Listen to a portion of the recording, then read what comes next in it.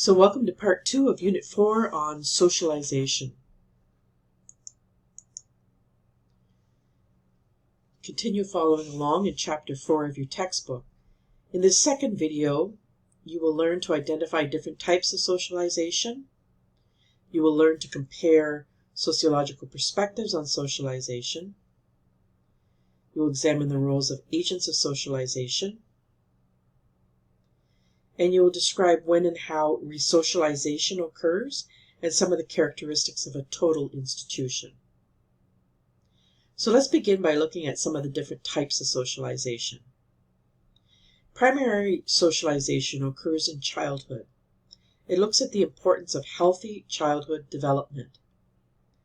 Primary socialization usually occurs in family, where children learn language, norms, beliefs, and social skills. Secondary socialization occurs when someone is 18 years of age and older and throughout adulthood. This type of socialization has less effect on self-image. Secondary socialization helps people to learn specific roles and norms for adult behavior, such as a work role or a parent role. Anticipatory socialization occurs when we start learning new norms and values in anticipation of a role that we'll occupy in the future, such as a career role. In this next video, you will see how simulations are used in the Justice Studies program and the acting program here at Niagara College as a means of anticipatory socialization for future roles in careers. Ready? This is the practical portion of our conflict resolution course in the third year grad certificate program, and it's an opportunity for all of our students to get their hands on. We've got the police cruiser that was donated to us by the Niagara Regional Police. We've got 4 different room scenarios. I'm pursuing a career to become a police officer. This has a lot of hands-on training. That scenario, we pulled over a speeding vehicle. We're both supposed to identify ourselves. Being pulled over. She's got drugs on her. She's wanted on a drug warrant. She has drugs in her back pocket. She's not allowed to identify herself. My partner here approached the driver and spoke to them to get registered information. I noticed the passenger in the backseat didn't have a seatbelt. Because she wasn't wearing a seatbelt, she had to provide her identification when she failed to do so. So we placed her under arrest, searched her, found drugs on her. Run a CPIC check on a Caitlin Judge, Caitlin K-I-P-L-Y-N, Judge. Date of birth of August 9th. 10-4-7. This course is absolutely 100% dependent upon the cooperation that we receive from the students and faculty involved with the Acting for Film and Television side of Niagara College. Police brutality. You're not supposed to be touching me.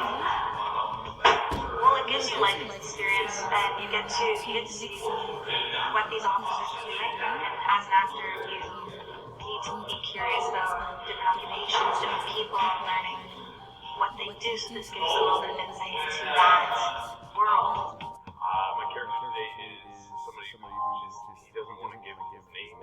Bad guy. Possession of. I don't have them on me, but I was in possession of a drug. I'm supposed to be a little bit of a jerk. You threw me under the bus. What do you want me to do?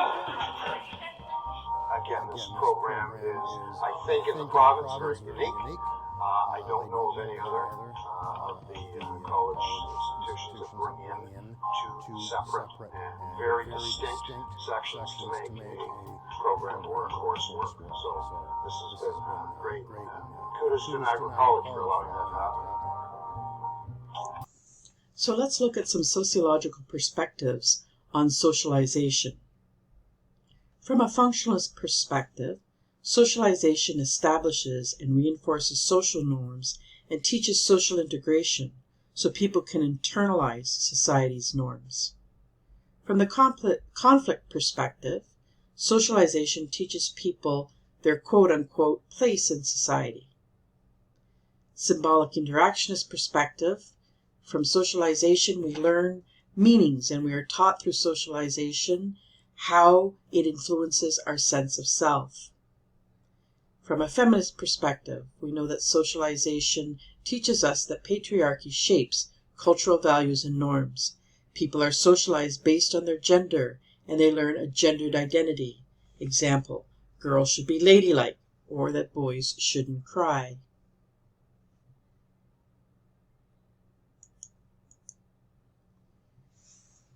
There are many different agents of socialization in a society, and we're going to look at a couple of those. We're going to look at family, school, peers, and media. And all of these play a role in helping us to become more functioning members of society. Families are considered perhaps the most important agent of socialization across all cultures and societies. Caregivers are responsible for transmitting cultural and social values to us. Families are not always perfect socializers. They can, for example, teach ideologies that promote racism, sexism, classism, homophobia, etc. Schools teach us skills that we need to do to function in society, for example, how to read or how to do math. Schools compare us to and evaluate us against our peers. This can have a deep impact on our self-esteem. Schools also teach us the hidden curriculum, the informal rules about our place in society. Peers are also an important agent of socialization. A peer group is a group that we are linked to by things like age, social position, and common interests. They are important to our development of sense of belonging, identity, and self-esteem. People experience peer pressure. The behavior of our peers' encouragement may differ from what our caregivers teach us is appropriate. Mass media is another agent of socialization. Mass media, like television and the internet, have a big impact because we encounter these things daily. Social media sites like Snapchat and Instagram have changed how we interact with one another. Media can have both a positive and a negative effect upon people. Resocialization is a learning process that reshapes an individual's personality by teaching radically different values, norms, and role expectations. And you can in fact discard former behaviors and accept new ones.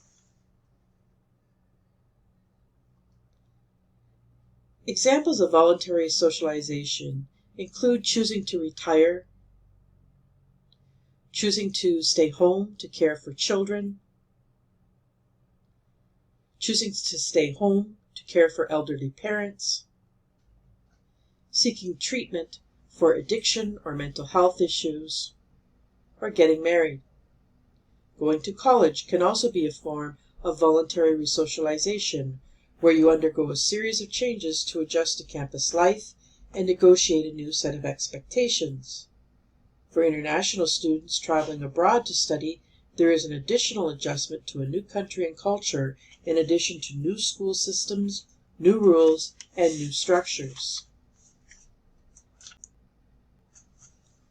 So let's look now at examples of involuntary resocialization that happens through total institutions and sometimes through the use of degradation ceremonies. So these can include things like imprisonment. They can include things like admission to a mental health facility on a Form 1. They can include conversion therapy, which is now illegal, coercion to join and participate and stay within a cult, and they can include forced care in a nursing home. So while some choose to move to seniors' homes, some must go to nursing homes when family members are unable to meet their needs. And some of the problems with total institutions is the potential for abuse in any of these. We saw examples of this recently with COVID-19 pandemic. We saw the Canadian military, when they were deployed to long-term care homes in Ontario and Quebec, had to release a report documenting instances of abuse that include the reuse of unsterile equipment like catheters. They reported the use of expired medications. They reported the interaction allowed between healthy residents and COVID-19 positive residents. They found abusive behavior of staff to patients. They found improper use of personal protective equipment, insect infestations, delayed changing of soiled and incontinent patients, pressure sores from not turning patients, forced feeding, and malnutrition as just some of the abuse that was going on within some total institutions. Total institutions are isolated social systems in which certain people are housed, looked after, and socialized apart from the wider society. They are places where people are monitored 24/7, such as prisons, hospitals, and military barracks. Now, this is often involuntary resocialization, so for example in prisons, but it's not always necessarily involuntary in the case of military. These institutions are structured to fundamentally change the people who enter them. The goal is to teach people to conform to social standards of conduct. There are 6 main characteristics of a total institution. They generally have one authority, and activities take place in a specific location. A total institution has carefully structured activities that control the participants. Authorities carefully screen all information from outside the institution. Rules and roles are very clearly defined. There is a strict hierarchy that exists within the total institution, and total institutions restrict individual choices. So I'm sure you can think of some examples. A prison is an example of involuntary socialization within a total institution. Another total institution could be a mental health facility, where socialization is either voluntary or involuntary. Other examples might include boarding schools, nursing homes, and religious organizations. Probably most of you have seen the movie Shawshank Redemption. If not, I've put a little video clip on Blackboard for you. But in this movie, Morgan Freeman, who's been inside a prison for a very long period of time, talks about the experience of resocialization that happens. He talks about when he first came in as a young boy, being very afraid of those who were inside. And after a period of time, those walls that enclosed him became a source of comfort, and moving outside of those walls then became a scary prospect. Another example of a total institution were residential schools in Canada. Children were forcibly taken from their families and their communities. They were stripped of their culture and their language and their values. Many of the children who were within these total institutions were physically and sexually abused. Residential schools often used a degradation ceremony to strip children of their former selves. They went through a process called depersonalization, where their heads were shaved, where they were forced to wear institutional clothing. And we've seen that these schools have had ongoing negative consequences in the lives of Indigenous peoples in Canada. So let's summarize the key points from Unit 4. We know that socialization happens through social interaction with others, that socialization is a lifelong process from the time that we're born to the time that we die, that feral and isolated children are evidence of the importance of nurture, that families are the most important agent of socialization, and that resocialization can be both voluntary or involuntary.